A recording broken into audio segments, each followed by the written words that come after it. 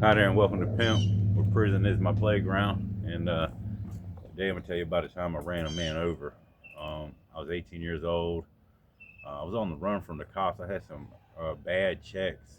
Turned out that was a felony too. I didn't find that out till about 2 years ago. But I was 18. Man, I can't even do the math right quick. So it was like the late middle 90s, and I was having a party over at my house, but it wasn't even my house. It was my man Buzz, James Rochelle. And I had a lot of Southwest dudes over there. David Lee, Patrick Stitt, Jason Monday. Um, Man, we was having a good time. It was all the alcohol you could drink every Friday, and this was a Friday night. It was like July 2nd. I want to say it was July 2nd. Um, and I'll tell you why. I tell you why I know that my driver's license was getting ready to get revoked. I had got a inspection sticker in them like Pollocksville or something, and I forgot about it. And I had too many points on my license. My license was under probation, and if I got in trouble again, they were going to revoke my license. Well, they sent me a letter saying, "Hey, you didn't pay this ticket. You had all these points. We're going to revoke your license as of this date at 12:01." We're on that date, so at 12:01, my license is going to be revoked. I'm not thinking about that though. I had because my license was so close to being revoked, I just went and got extra licenses because a lot of times they don't check your license; they just look at it. Especially way back then, there wasn't a whole lot of running shit. Your driver's license match, good. As long it wasn't expired or anything, and you didn't have restrictions. So we had to partying, man. There's a little bit of coke, there's a little bit of crystal meth, there's mushrooms, there's just all kind of drugs. And people were coming and going, you know what I mean? And you could have a really good time at my house. Bud always left. He was going somewhere with a girl or something. He'd be gone all weekend, all weekend. This was a party, dude. And you could get all the out of hand you want. The only thing you can't do is yell or fight. I don't like that shit. It never happened.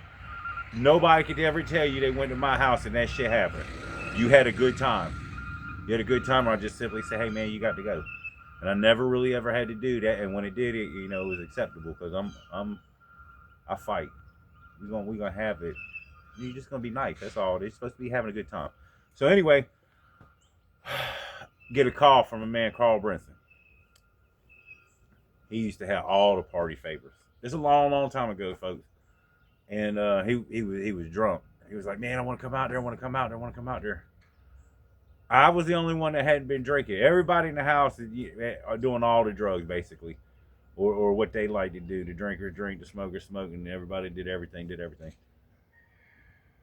But I didn't drink. I was supposed to get some, man, what they call Zima. Zima was the only thing, and then I drank hard liquor, but I wasn't. I don't ever drink hard liquor unless I know I ain't gonna do nothing. But I knew I was gonna be driving this day. You know what I mean? And if I know I'd take the people home, I was the designated driver. So he calls. I was like, "Hey, look, I'll come get you." Well, Pat Stitt's car was behind my car, and I was like, "Yo, man, can you go move your shit right quick?" And he's like, "Man, you just take it." And I had been drove most of all my friends' cars. Matter of fact, I got keys to some of them. The older cars. Yeah, I can borrow any of my friends' cars right now. I kept my drive. It's the only thing I ever kept good was my driver's license and my word and my work ethic. All the rest of the shit, man, gone. It's gone. So anyway, I get in it. It's a geo tracker, like a 90, somewhere between like a 93. Wait a minute. Yeah, somewhere between a 93 and a 95 geo tracker. So I'm driving down 258. I get there when you're driving down 258, coming from where I live, and I lived in Winterwood Trailer Park. There's Baker's Restaurant. There's a cemetery, and then there's this apartment building complex, like a triplex brick buildings, and it's called Henson Arms Apartments. I'm in the it's 4 lane, it's 5 lanes, two going, two coming, and a center turning lane. I'm in the fast lane, doing about 47. Got my seatbelt on, got my high beam. It's in the country. Got my high beams on, cruise control, bumping music. I've been smoking weed the whole time, and I had just ate like an eighth or a quarter bag of mushrooms. I don't know. I had to grind them up and I put them in a ravioli and I ate them. So, and they were nasty. I'm cruising, folks, and I hear pop. I said, "Oh shit!" So I got a quarter bag of reefer in the passenger seat. I always did that. I always kept shit in the oven. This way, if I had to toss it or I could tuck it, because most cops when they pull you over, they don't do a search. If you're speeding or you know, just get rid of it. And so I drove when I hit something. That's not my vehicle, and I don't know if what I would have did if I was in my vehicle, because odds are at that time of night, right there, there's a creek on one side, a river on the other, and a pond right there. So there's turtles and raccoons and possums, just all kind of aquatic stuff that, and natural stuff that come across that road that you could hit. A deer, a dog, a cat. You know what I mean? And most of that you can't do shit about it. I don't even know why I turned around, but I went down the road a piece. There's a little bend right there, and I chucked the weed up in the woods. Went back, and I got in the turning lane, and put the hazards on, and I got out the car, and the first thing I hear, folks, "Oh my God, he's dead!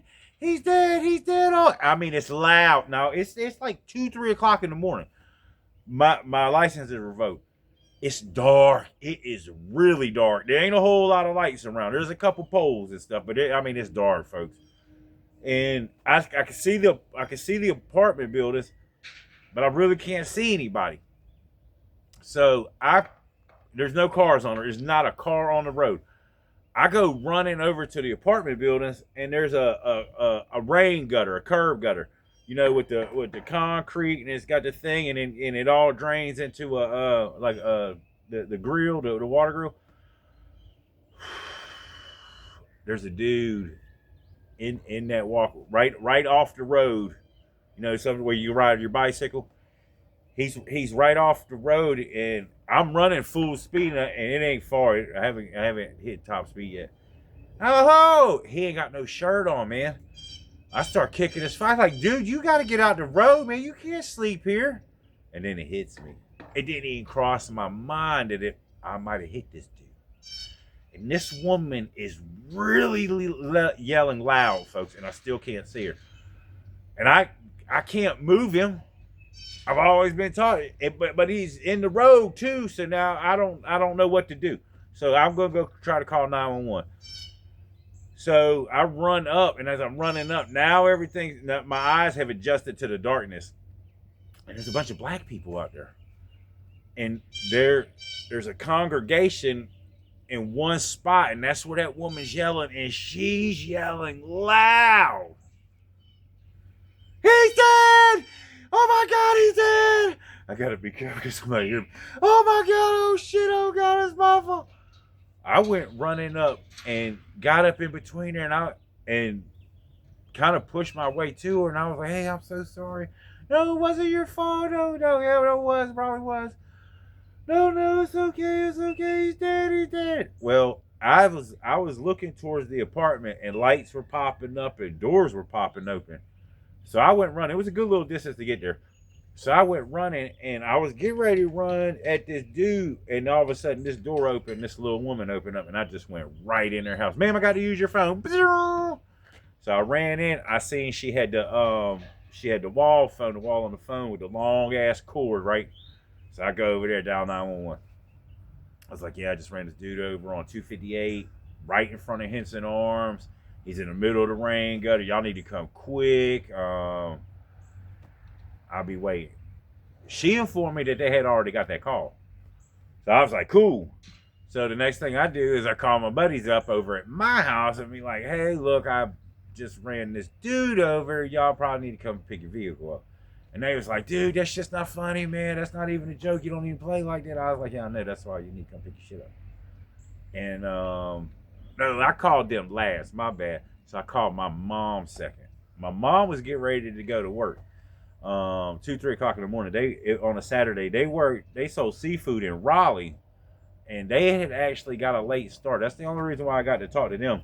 And I told her what happened. I was like, hey, you might have to come to the Oliver County Sheriff's Department. I ran a dude. I'm pretty sure I ran a dude over. Y'all check on bail or check on me. I don't know what to say. No, okay, we'll go and when we get back, we'll do it. It's like, all right. So then I called my girlfriend who lived in Kinston and told her that daddy ain't coming home for it's probably looking bad. And I had some warrants for my arrest too for them checks. So she was upset. She was like, "You told me you never leave me." I was like, "Wow, that's a little selfish at this point, but it really wouldn't be my fault." And ironically, I would end up leaving her, going to prison. Um,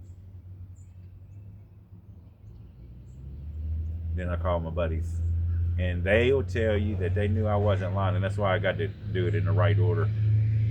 Because they'll tell you they knew it was real when the woman says, "Hey, the cops are here."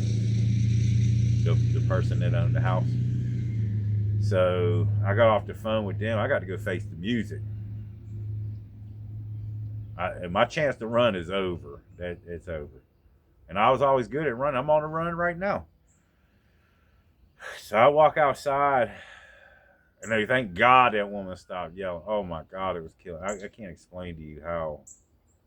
And I understand, but my God, it's rough. So anyway, I go out, and there's all these emergency medical personnel. There's like at least 3 or 4 Onslow County Sheriff's Department. There's 2 ambulances, and even like a JPD, the Jacksonville Police Department. And so I go over to the first, the Onslow County Sheriff, the deputy, and I'm like, "Hey, I think I'm the dude that ran that dude over." And I pull my driver's license out. Here's my driver's license. He goes, "Okay." He checks it and he gives it back to me. He said, "You need to talk to the state trooper. Just have a seat over there and they'll get with you." No detaining, no nothing. I'm a little perplexed. So I just sat there, and it goes when you're coming off the road, it goes up a little bit. It's for water runoff, and then it goes down. So I'm sitting up a little bit higher, and I'm at the beginning of the emergency trail. So all these red and blue lights and shit, and I'm at the top of them looking like this, and it's beautiful because the mushrooms hit, and it's oh my God, it's all over the place. I mean, it's amazing. And I forgot why I was there for a second. I mean, it's just the lights, it's whirly birding, and this is about the time when they started coming out with the new lights, with the bar lights and stuff. So it wasn't that one single woo. No, it was fancy. And because the ambulances were there too, it had the red that was really popping, the blues, and with the whites. I mean, and that's when they had just started putting stuff in the lights at the bottom. Man, oh man, I hate glorifying drugs, but I mean, it really was cool. State trooper comes up. He goes, you the guy that?" I said, "Yes, sir." So I get up, I hand him my driver's license, and he said, "Follow me." So he's leading the way, and we walking by all these cop cars and ambulances and shit. And between the 2 ambulances, I see the dude. Now, mind you, I done ran across the road, hugged this girl, been on the phone, made 4 phone calls, came out, talked to a deputy, tripped on the lawn for I don't know how long. This dude's still in the same fucking spot I left him. And he starts convulsing, folks. I said, "Hey, man, somebody fucking help him, man. You got to be kidding me. This dude ain't been helped yet." I'm losing it. I mean, why? I don't understand what's going on here. Like, there's a difference if you run somebody over in this accident. There's a difference you run somebody over, you try to kill them. There's a difference if they die, if they get hurt, the amount of hurt. There's a whole lot of things that could change. Dying is the worst, and you're not doing shit, man. I'm freaking out. He's like, "No, there's somebody to get him, blah, blah, blah." He's been here goddamn half hour, man. I could have carried him to the hospital. So he's like, "Come with me, come with me." We pass it, and I'm already now. oh God, mindset people. When we get to his patrol car, there's a black dude in the front seat. He puts me in the back seat. He gets in the driver's seat. He's got my driver's license. He goes, "Have you been drinking tonight?" And I said, "No." He said, "Do you mind taking a breathalyzer?" And I said, "No, sir, I sure don't." So he puts my driver's license down and gets the little breathalyzer thing, and he says, "Blow on it till I tell you stop." Bink. 0-0. Now, like half the battle's already won. And when he looked at my driver's license, it says legit. So he goes, "I need a statement from you. Can you write a statement?" I was like, "Yes, sir." But I'm telling you what, right now, I was just driving down the road and I hit something, man. I didn't know if it was a dog, a cat, a deer, a turtle, a raccoon, a possum. And when I turned around, I came out, seen the dude on the thing. I didn't try to hit him, man. I didn't see him. I was on the outside lane. I was doing the speed. I had my seatbelt on. I don't really know what the hell's going on, other than y'all wasn't helping that dude out there on the fucking ground. He goes, "Sir, you got to calm down. Well, just write that down then." So he gives me a sheet of paper and a pencil, and I write it down real quick, man. So, and I give it back to him to sign the date it. So he's looking at him. So he picks my driver's license up again, and he goes, "You still at this address?" And I was like, "Yeah." And I said, "Man, I got to ask you something, man." I said something to throw him off. Well, he goes to the black dude. He goes, "So can you tell me what happened here tonight?" Hmm. He goes, "Yeah, man, I threw a party and I invited a bunch of people, and I invited my homeboy and his girl, but come to find out, and I didn't know it at the time, but homeboy and his girl had broke up, and she showed up with somebody else, and then he showed up, and he was mad about it, and basically something like this. And he was mad about it at the party, and decided that if he couldn't have it, he didn't want to live no more. So he started taking off down the road. Dude said he tried to chase him down, got up to the highway, made a last ditch effort to snatch him, grabbed his shirt, yanked as hard as he could. He ripped it off, and you come back a little bit, but then you jerk forward from the momentum. He said he jumped right out in front of that dude. Oh, oh, oh, oh, oh, oh. I didn't hear none of that shit. I broke it down fast as hell. That dude tried to commit suicide. And out of all the people on God's green earth, I'm that dude that would end up being driving the fucking vehicle for you to get hit with. I was so beyond mad. I'm going to pick up a dude so he don't get a DWI. He got a car. He got a driver's license. But this dude, I go off. "You mean to tell me this motherfucker tried to commit suicide? Put him in the fucking road. Are you kidding me? You got to be fucking kidding."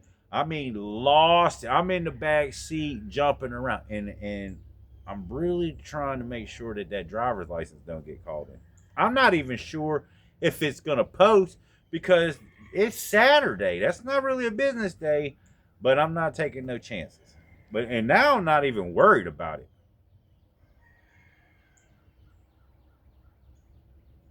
"Oh, Mr. Jakowski, you gotta calm down. Do you know what it's like to think you about to go to jail fucking forever, man? Do you know what it's like to run somebody? Oh, I seen worse than this. It's okay. You're gonna be fine. Here's your driver's license." And he asked the dude. He said, "So, in your opinion, whose fault in this?" And he's like, "It's obvious my man's fault. He ran out in front of the dude. That dude didn't have no chance." He said, "Can you write that down on paper?" He wrote it down on paper. I said, "Man, I don't even know what to think because I don't wish no harm on nobody, but that's some damn band. This is really." he said, Mr. Jakowski, you want me to give you a ride home? I was like, no. I said, am I free to go? Yeah. I said, I'm good. So the car been flashing, flashing in the turning lane the whole time. I don't really remember seeing too many cars go by. Just like one of those nights, man. And I got in the car. I drove to the Scotchman. Past his dad, Kelly, met me there. He was right on my back. He said, "Hey, you all right?" I was like, "Yeah, man, I'm good." Sorry, I messed. It was a circle. It looked like a golf ball. Somebody hit a golf ball and dinged the fender, right on the left bumper. That's all it was. I never seen it. I didn't catch the dude's name. I didn't never see it in the paper. I never saw it on the news. It was just like one of those things that went by the wayside. And I always hoped the dude was all right. But the last time I seen him, it didn't look like it. And if he would have died, it wasn't in the obituary. I checked for like a month, a whole month. I looked everywhere for it, and technology wasn't like it is now. Um, I might even be able to find it. Who knows? But that was probably the most. I don't even know what you call it. What do you call it? Because it wasn't something that I ever want to do again. And that's the story for today, man. If you're out there doing drugs and committing crimes, you can just stop. You don't never have to worry about anything almost ever again. Life's always going to get away, and you're always going to have tough choices and problems and decisions that you're going to have to make that aren't always going to be easy. But you can always ask for help. You can always ask for help. Never, never trying to find out what the bad is, because it's not worth it. There's a reason why they call it bad. You know what I mean? That's the story for today. If you can, hit that like button, share the video, subscribe if you haven't. It's free. It just lets YouTube know that you're willing to walk with me. Appreciate you guys. Peace.